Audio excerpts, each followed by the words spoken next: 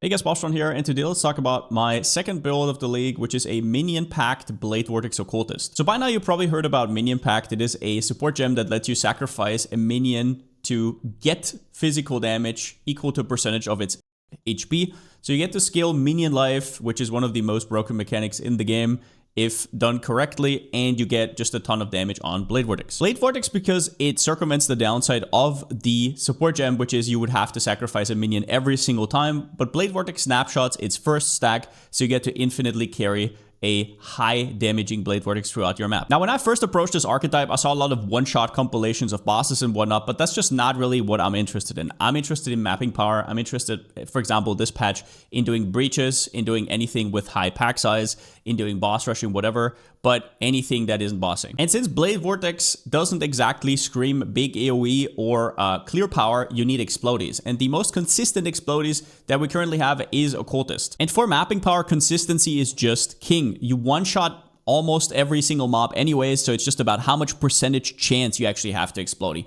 And there we have stuff like the new Gloom Shrine on Belt, which scales up with the Gull on Shrine Effect, can get 70% chance to explode. You have Profane Bloom on top, you have Obliteration, you just have so many tools on top of each other. Then you scale global AoE and it's just an absolute destruction. The damage that Minion Pact provides is pretty much overkill, which is why I scale it down and actually use defensive options, which are super cozy in, for example, breach content, like Defiance of Destiny with Petrified Blood, which means you basically do not die to anything but the biggest fizz hit, which is why we're also using Lightning Coil with the new Volatile Val Orb, which can give you up to 60% of fizz taken as lightning. With that being said, I will also talk about different versions of the build and how you can adjust to it. I have a chapter called Belts where I talk about different shrine variations, because I know that there's only so many shrine belts out there, and I'll also give you a little bit of hints for maybe a Mage Blood or a Headhunter version. As always, timestamps and chapters are down below, the POV will be linked down below, and everything else will be outlined throughout the video. Big disclaimer at the start, this is an aspirational build. This is something you need to farm towards. It is high investment, and not only that, but it also needs you to pay attention to detail. So if you're like, I don't want to watch this video, I don't want to know what's going on here, then that's totally fine. There's a lot more cookie cutter builds out there, but there's a lot of small tech choices that only make sense if you know what you're doing. First, let's talk about Minion Pact. This is a new exceptional support gem that lets you sacrifice a minion to get a ton of extra flat physical damage. Currently, I have my minions has round about 700,000 life, which comes out to, if you look at this, comes out to around about 22,000 flat physical damage. Now you can get a lot more. So why am I using this Dark Marionette right here? You can see BV snapshots the charge. And now, however much I spam, doesn't matter. I don't have to sacrifice the minion anymore ever. It will just keep staying like that until the full Blade Vortex duration runs out. Now, the reason why I like Dark Marionettes, which has a lot less HP than a lot of the other minions, is because I still do 100+ million damage and Dark Marionette resummons. So if you don't know, what a lot of these builds have to do is literally summon out of their map and then go back in to resummon their Spectre if they ever screw up their Blade Vortex. Now, our Blade Vortex is around about 8-second duration with everything considered, but my clunkiness threshold is just very low. I do not like it, and I have more than enough damage without this. But I would encourage you, if you want more damage, for whatever reason, I'm farming the hardest breach content in the game currently. If you need more damage, then definitely do so. There's a lot of videos out there that go for it. Now, there is only one way to brick your damage, and this might happen a few times to you when you're still new to the build. It happened to me a few times, is you have all your... So let's, for example, say you did this, right? And you're looting, right? And you're in the midst of the moment. You forget to sometimes press your BV, because that's really all you have to do every, I don't know, 7 seconds or so. But let's say your stacks fall off, and your minion is not in this radius, which is round about the sacrifice radius. Let's say, for example, you shield charge around, boom, boom, and now you press it. Now you're screwed, because now your minion is not snapshotted. So the only thing I would say is that whenever you think about resummoning it and you're kind of aware, just don't do it right after shield charge, because the minion will come back to you. Now, you could use Convocation, but in my experience, it hasn't really done too well. Wrathbiff Glow sacrifices life, so your life is getting annoyingly low in a lot of situations, especially against thoughts. So it's kind of annoying, but you can play around with this. I have had an annoyance with this in the first 20 maps or so, and afterwards it just gets second nature. It has never happened to me in the last 100 maps or so. Now, super important, do not summon multiple Spectres ever. So you could technically use up to 3 specters right here. As you can see, maximum 3 raise specters, but you only want 1. Make sure that you have your raise specter button somewhere else completely, so you never accidentally tap it. And that is for one reason, and that is companionship support. So if you look at companionship, it gives you 80% more maximum life if this raise specter is your only minion. And so, yeah, just make sure you do that. Now let's talk about Ascendancy Choice. The most important thing for BV mapping is that you get the best Explody possible. And that is why I go for Chaos. Now, a lot of people are talking about Chieftain Explody, which got buffed this patch from 5 to 10% while reducing the damage. But the damage is more than enough, so this is just a straight up buff. And Chieftain gets to scale its Explodies. It does a lot more damage than Chaos Explody. Chaos Explody starts at a quarter of your HP. It is just as scalable, but you can't really scale the pen, for example, from the fire ring and whatnot. If you know, you know. The thing about this is, though, it's 50%. It is extremely, extremely consistent. And the cursed enemies doesn't really matter because you can get cursed on hit. You can get blasphemy on top. It is just great. But on top of that, if it was just 1-to-1, Profane, Bloom, and Chieftain, I would probably still give it slightly to Chieftain. But you also get to stack other things, like, for example, Gloom Shrine. And Gloom Shrine is also Chaos. Gloom Shrine, you will get up to 70% chance to explode on top, unconditional, with no cursed enemies attached. 70% chance with the goal on top. Now, the reason this matters is because enemy HP is actually already kind of saturated. You don't need the Chieftain damage. I have never had a situation where my Explody did not do enough damage. So I might as well go for the one that's way, way, way more consistent than this 10%er. So that is my personal opinion about this. I've not ever had a problem with my Explody damage. I still think that Chieftain is extremely strong for an all-rounder version, but if I was just designing it for mapping, I would always give it to Occultist. You even get to stack other stuff on top for even more Explody, like, for example, Obliteration or Unspeakable Gift, Large Cluster Jewel. On top of that, the other points, which are Tassalio and Valakul, are actually quite strong, right? But there is Resistance Shrine this patch. So, for example, if you have this GG belt, which is Gloom Shrine and Resistance Shrine, you also got that covered. If you don't know, Resistance Shrine doesn't just give you the 90 max res without having to scale maximum fire res everywhere and then having to get the resistances, right? You just get everything. And you also get 90 max chaos res. And extra chaos damage is one of the roughest mods you can get on the map. So being able to push that from 75 to 90 is also huge. So for me, this Occultist package just makes a lot of sense. I understand that not everybody will have this belt, obviously. I'll talk about more in the belt section, how you can adjust. Also, do note that Chieftain can get more Explody, for example, through a Nebulous with Explody implicit, but that kind of investment is kind of equal to Gloom Shrine, and then we have to compare Gloom Shrine and the Fizz Explody, and it's not even close. Gloom Shrine is ridiculous. But this is just to give you my reasoning here. Now, other than the Explody, you also get Void Beacon, which is a very, very solid node, minus 20 Chaos Res, reduced life regeneration rate, and then you have Forbidden Power, which is kind of like a decent node to round it out. AoE on this character with Explody is just so premium. People are always thinking about, okay, chance to explode, I already talked about it and whatnot, but the AoE is really what makes it chain into all directions, right? So the difference between, for example, you can see this right here, on kill monster explosion, the difference between a 3.7 meter radius Explody and like a 3 meter explosion radius is like, it looks like a different build. For the fourth Ascendancy, we're going for the +1 ring slot because I'm using a Shrine Belt. If you're using Mage Blood or Headhunter, obviously this will change. In that case, you will take Withering Presence, which is extremely strong as well. But let's talk about Explody. So if you start with just Profane Bloom, it's a solid baseline, right? You're gonna have a good time mapping. It is very nice. It's going to feel quite similar to the Chieftain, in fact.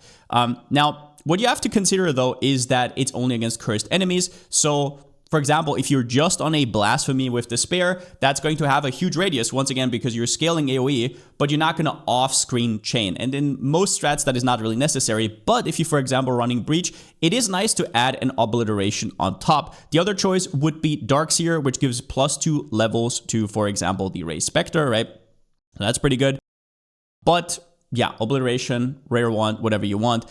And on top of that, the biggest Double-Explody is still Gloom Shrine. Gloom Shrine is completely ridiculous. I'll show you this in the showcase a little bit later, but the difference is like staggering. You also need to scale your Explodies though. It counts as chaos damage. It doesn't have any inherent crit, so your crit multiplier does not work. So for example, if you're looking at this ring and you're like, why do I not have crit multi? That is why. The increased chaos damage will scale it extremely well. Same goes for the Light of Meaning here on the bottom, where I get another 200 or 300% increased chaos damage, and just increased damage if you randomly get it on a medium cluster can also make a big difference. Now let's talk about belts and how they change how your build functions, because when it comes to shrine belts, it's not just about how much money you have, it's also about availability. Only so many people can actually have these belts because they're so goddamn rare to get some of the good ones. Gloom and Resistance Shrine is your GG belt by far. This is your white whale. If you have this belt, the build will feel like nothing you've ever felt before. It is ridiculous. Gloom Shrine gives you up to 70% chance to explode, unconditional. It also gives you a little bit of Fizz as extra chaos damage on top of that. And Resistance Shrine is just kind of like the end-all be-all for defenses. Not only does it give you a ton of resistances, it also caps you at 90%. That includes Chaos Res. If you have this belt, you can exactly follow what I'm doing with Dark Seer, because Obliteration is just not needed anymore. But let's get into a, let's say, more realistic belt, which is on the second one on the list, which is Skeletal and Resistance Shrine. Now, if you're confused about Skeletal Shrine, first thing, no, it does not break your Minion Pact, because it is not, these minions that spawn from the Skeletal Shrine are not considered your minions. What it does though is it gives you 30% of Fizz as extra chaos damage, which with the increased effect from the goal is actually 52 of Fizz as extra. And since we don't really want to use a Ming's Heart or anything like that because it reduces our life, and we're semi-life stacking with Wrathpith Globe, it is just an incredibly strong choice. So it's basically just resistance with some extra damage on top. It gives you around about 30 to 40% more damage. Then let's talk about Gloom plus Massive Shrine. So if you don't know what Massive Shrine does, is it gives you a ton of extra life and AoE. It is big for your Explodies and big for your life and your semi-life stacking. So you might be asking, why is this not the first choice to begin with? It is also way cheaper than Gloom and Resistance. Well, the only issue is you're a lot squishier. And you have to make up for resistances. So what will happen is your max res will go down to 75 or 76%, and it is just a lot harder to get tanky in something like a Breach. However, with Defiance of Destiny and how strong the setup is, you can still do it, and your explosions will be way bigger. So you will get, I think it is 72% increased AoE or something. Yeah, 70% increased AoE with the goal, Shrine Effect buffs, and 70% max life. So that would probably be my third choice behind these two, although it is very close with the Skeletal Shrine. I just absolutely love what the Resistance Shrine gives you. And do note that if you're running less hard content, a lot of what the Resistance Shrine gives you might not even be necessary whatsoever, and maybe the Gloom and Master Shrine is actually your GG. Then we have Mageblood, and Void gave me his old Mageblood version that he was going to play, and I gotta say, it's pretty nice. You can use Progenesis, so you're even tankier, but you don't have the 90 max res. You actually have to go for Tri-Res here, and then you have to get maximum resistances on top with Adorned. I personally don't love this version. It is decent, but Mageblood is steadily available. There's hundreds on the market, so it is quite easy to start out. The big selling point of it is that you can use Quicksilver Flask, so that's quite nice, and you still figure out your resistances, whereas, for example, with Gloom and Massive, you have to figure out your resistance yourself. The next one is Headhunter, which is pretty self-explanatory. Headhunter is just a really good blaster belt. If you're running stuff like Breach, you can definitely make it work. It also does give you resistances while you're running around. One of the coolest things about this build, though, is that you don't have to care about buffs. So you don't have to keep anything up. You don't ever have to loot at the end or anything like that. So that kind of goes away once you go Headhunter. But Headhunter is incredible and always will be, and you should definitely give it a shot. And then at the end, we also have a Solo Resistance belt, which is the low tier variant of this. It's a lot cheaper, but it still gives you the defensive power, and the build just does a lot of damage. So if you do everything else right, you'd still have a really good package. Now, if you need resistances, use your rings. You will see that I currently have the life right here, and that's about it. Life, some damage, maybe despair. All the other mods are just mirrored and negative. This is kind of how they look, but you can definitely go for resistance on your rings instead if you need to. And that's mostly interesting if you're Gloom and Massive, or if you are Headhunter, or any other sort of Gloom because then you will actually need to fill in the resistances. Do note that if you're Mage Blood or Headhunter as well, one thing that changes is you don't have to use the Gull anymore, so you free that up for resistances as well in the helmet slot. Now let's talk about map modifiers here for a bit. I will link the regex down below in the description. Just copy paste that and then you can roll your maps.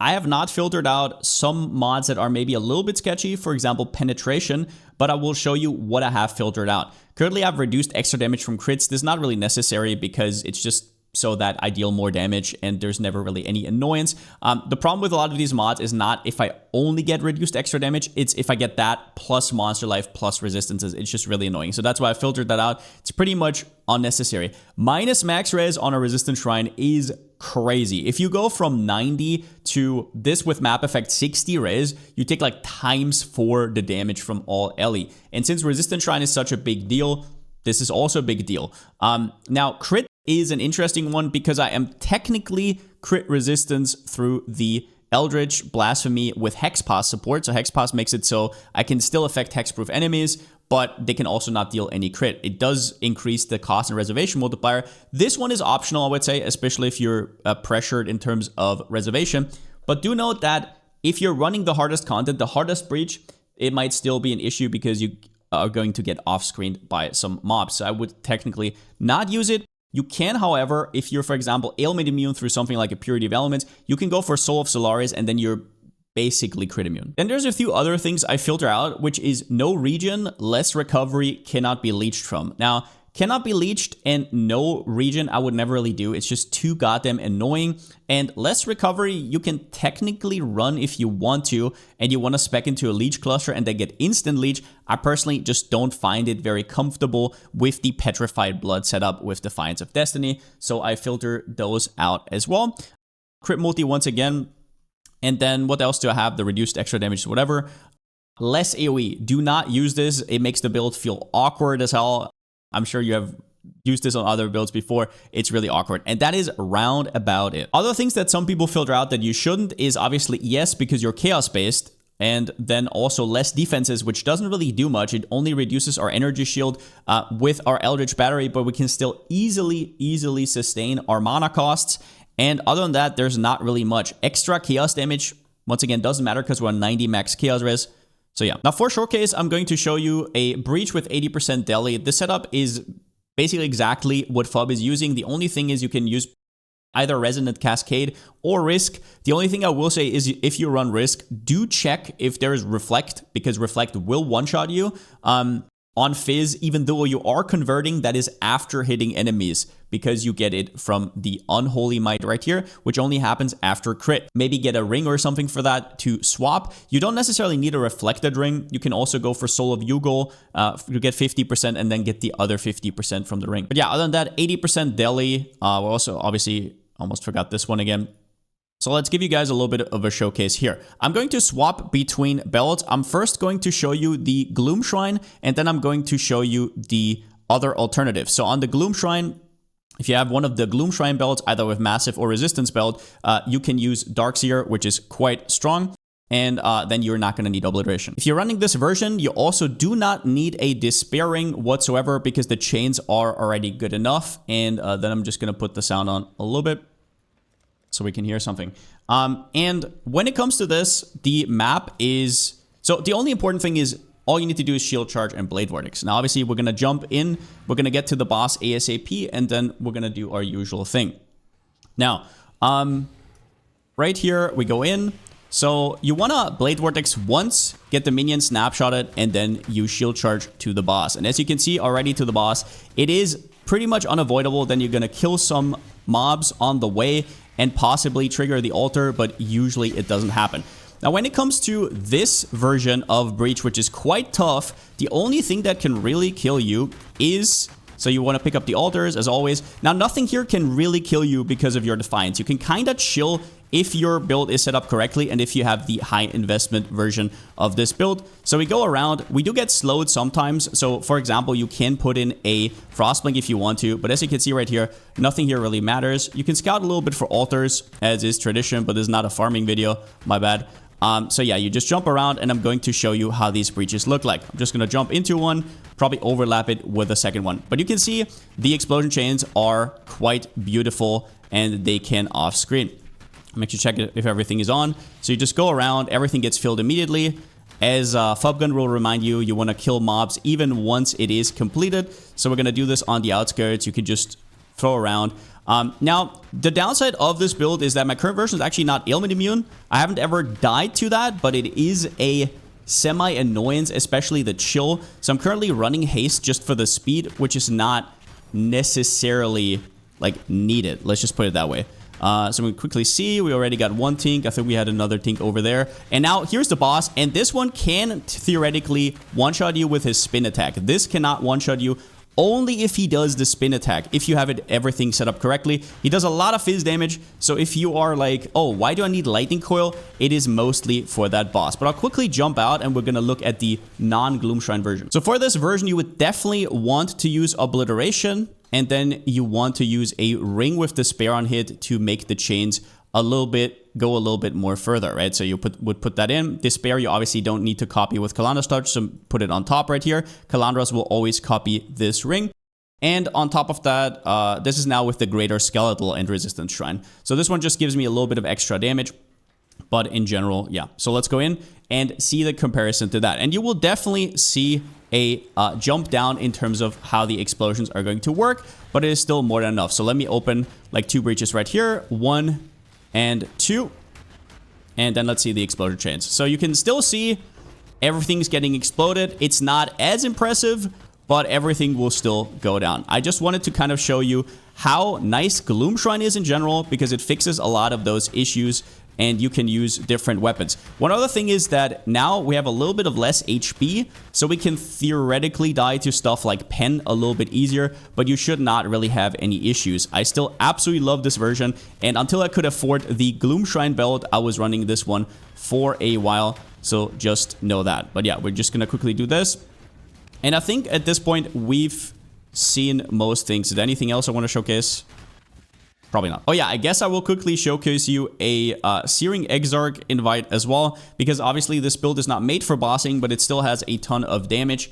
So I'll quickly show you that as well. Just make sure you sacrifice your minion, and then you're just gonna stand on top. Now when it comes to the Dodrace flasks, in here there's no altars, so you can easily use it. So you just stand on top of the boss, and it should just start dying. Is he gonna phase? No. So as you can see, damage is still more than enough. Wow, it doesn't have a billion damage. Can still do most of the things you want if you ever want to, ever want to get into bossing. Now let's go through items. First up, Darkseer, pretty self-explanatory. It gives +2 to levels of your Ray Spectre. It gives you a lot of life. It gives you some energy shield for your EB. If you don't know, our mana cost is fixed by Eldritch Battery, so that's pretty comfy. It's just a comfy little scepter. You can definitely go for a rare one instead. Just do note that +2 levels to Blade Vortex does not do anything, because we get all our flat damage almost exclusively from Minion Pact. A +1 would give you like 0.2% more damage. I'm not kidding you. So that's all you need to know. This is +2, gives your Ray Spectre some life. You want to go for Obliteration if you do not have Gloomshrine, 100%.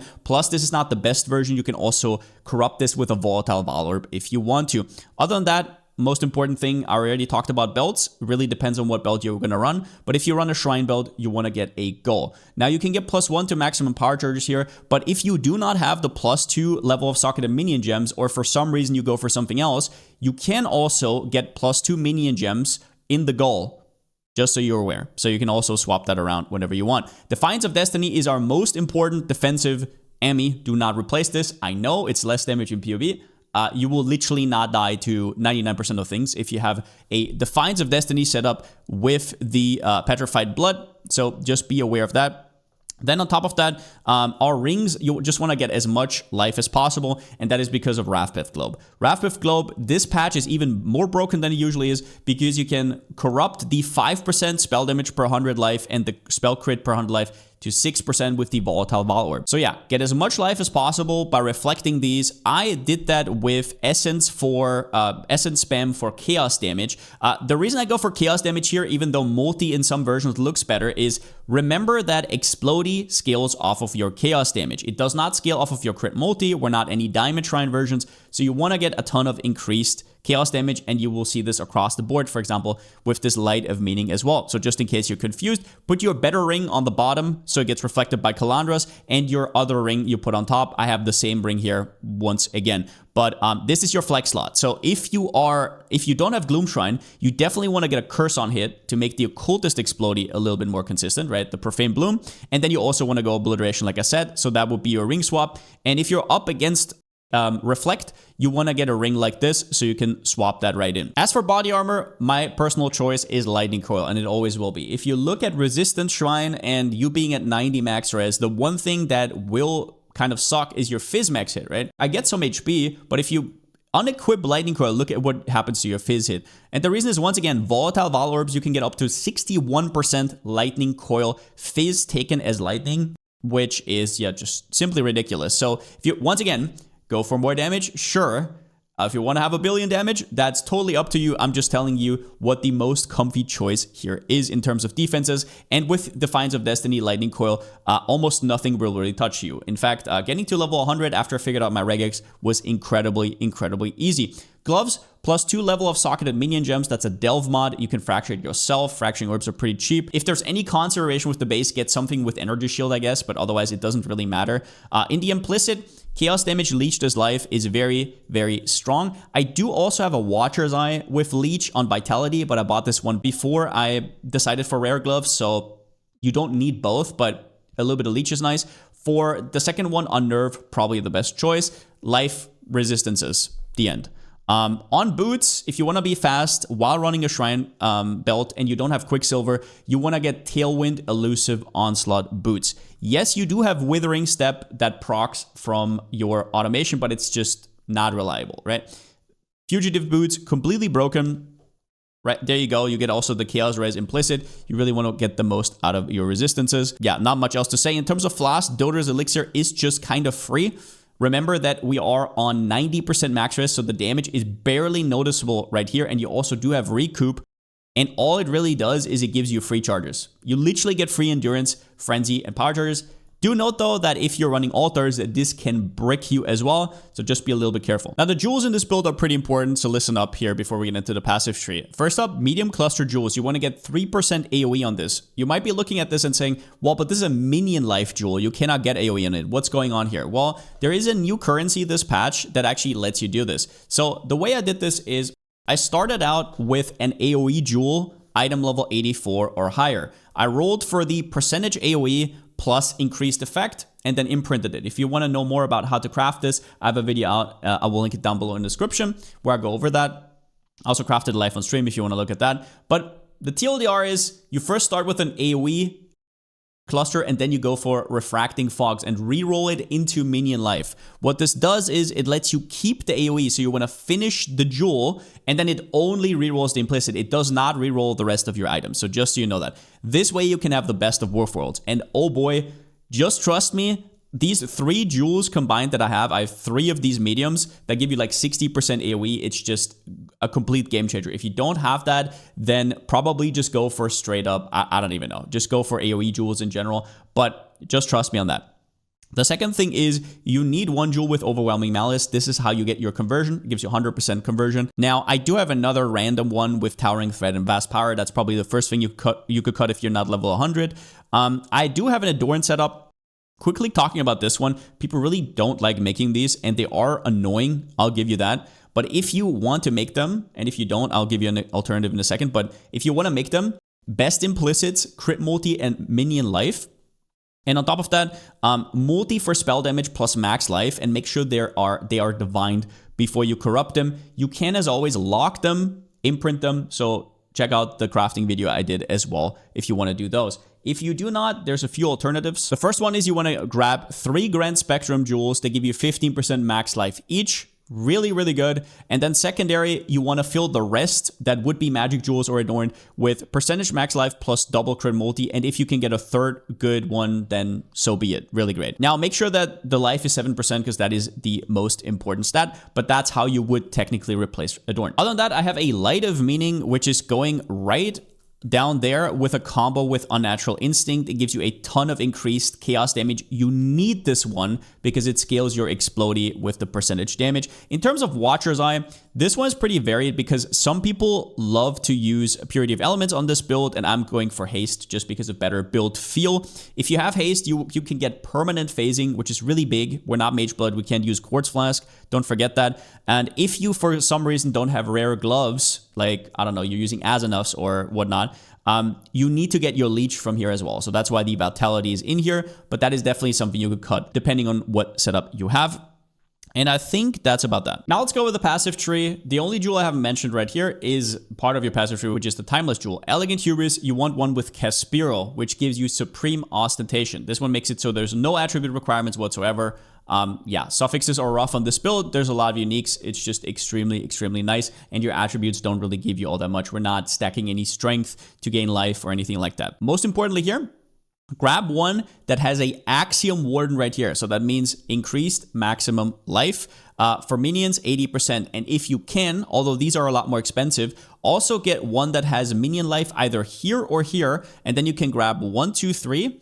Or 1, 2, whatever you prefer, if you can get that. Otherwise, the one here will also suffice, but that is quite strong. Make sure you have one Recoup cluster. I would highly recommend Vampirism. If you don't have that, your Defiance will feel a little bit off with Petrified Blood, because then you're completely reliant on Leech, which can be troublesome. So you want to have one Recoup cluster. More is not really necessary. You're low life, so you get Pain Attunement, which is more damage straight up. Make sure you have Eldritch Battery. It is all your mana sustain. This one AoE node, you can check in POB if it actually gives you another breakpoint. Highly depends on your gear. Other than that, I take a lot of these free point clusters. Now, the biggest thing about Supreme Ostentation and what it gives you is flexibility in terms of your tattoos. So you can see right here, I have 5% minion max life. I don't need any of my attributes, so I can just tattoo away. These are extremely, extremely strong, and you can throw as many of them as you want. If you want to fill out a little bit of Chaos Res, you can do that as well, like I did here. You can fill out some Fire Res if you want to do that. You can fill in some Regen, which I do here. And most importantly, probably, since we don't have a Quick Solar Flask, as much movement speed as humanly possible. You can even go as far as spec the another jewel right here, 1, 2, 3, 4, and grab another 6% movement speed on the way with the tattoos. Now, if you're not an Adorned build, you can definitely cut these 4-point jewels. I would almost recommend doing that and just fill in more life. Your last nodes will always be these life nodes right here because they're within your Light of Meaning. So they also give you 6% increased chaos damage, and then also this hanging 6% life node. And do remember there's also life nodes here and here. Now, in terms of gems, Blade Vortex. Important, +2 levels doesn't do anything on your Blade Vortex whatsoever. It doesn't give you any damage because all your damage comes from Minion Pact. Minion Pact, technically, if you could level it up, is quite strong. So you could, for example, go for a +2 Lightning Coil, but that would come at the cost of not being able to Volatile Orbit into 60%. So that's whatever you want, right? Crit damage, very strong. Greater Unleash is what you need for Blade Vortex to have 5 stacks. Minion Pact, then increased critical strike support and Void Manipulation. Now, there's a lot of people talking about Machination support. You can test this out yourself. You can pick some random keystones. For me, it just was not worth it. So yeah, if you want to, you can do that as well.